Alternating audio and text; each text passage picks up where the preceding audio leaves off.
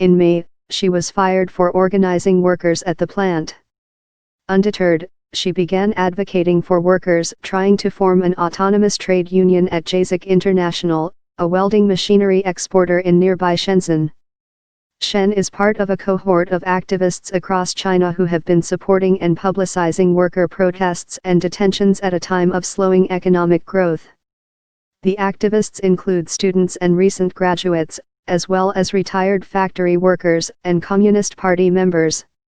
This unrest poses a challenge for the ruling Communist Party, which opposes independent labor action and punishes protesters. It also views the activists as a threat to its authority. The students said they reported the abduction to the police, who doubted their account and refused to take down crucial parts of their statement. They were also told that video cameras at the location of the incident were broken. Calls to Shen and the police went unanswered on Monday.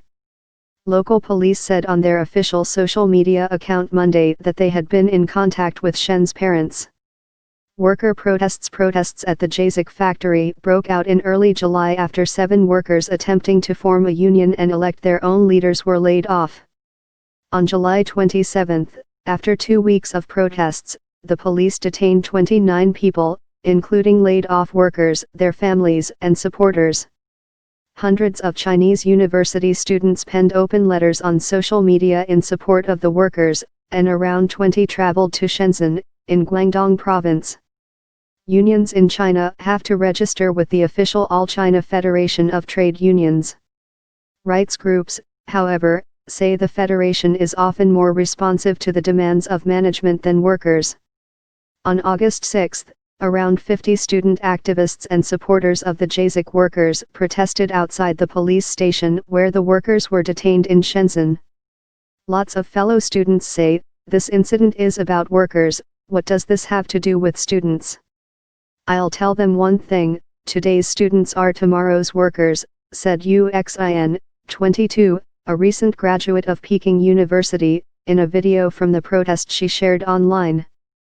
"My university advisor has called me repeatedly, accusing me of being involved in illegal activities," said one activist from a Guangdong university. The activist said he had been told to think very carefully about what I was doing and how it might impact my studies and my future. Some supporters were intercepted on their way to Shenzhen and sent home, the students said. In interviews, some activists said they were motivated by growing inequality in China, and heard about worker protests in online forums before posts were removed by authorities. They said they were also exposed to labor issues at student-run university clubs and reading groups. "Both my parents are factory workers, so I have always had an interest in labor rights," said one of the activists who saw Shen taken away.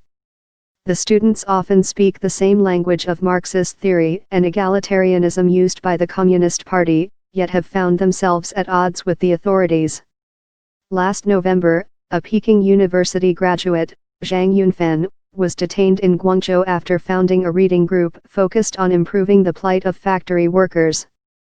In an online statement on July 29, Jasic denied mistreating workers or blocking their union.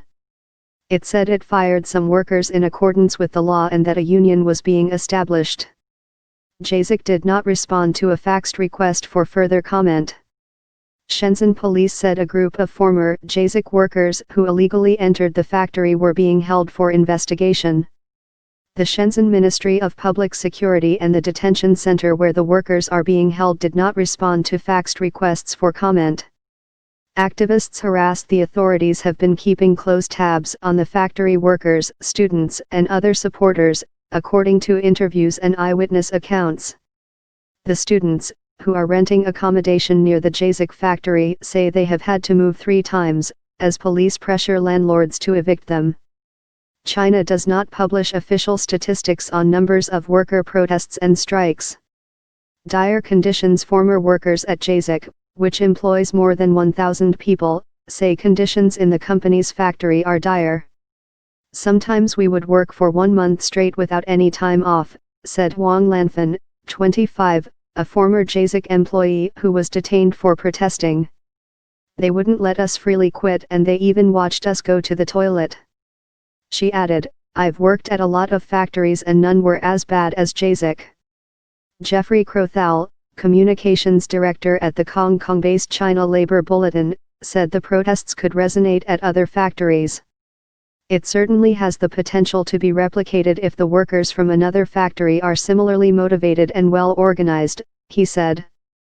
The Communist Party has pushed for unions to better protect workers, but the efforts were superficial, he said. "It really does impinge on the party's legitimacy. Harsh treatment." The workers' accounts jibe with stories from detained advocates in other incidents and follow an established pattern of Chinese police interrogation, according to Patrick Poon, a Hong Kong-based researcher at Amnesty International. The detentions have become an even greater rallying cry for the activists.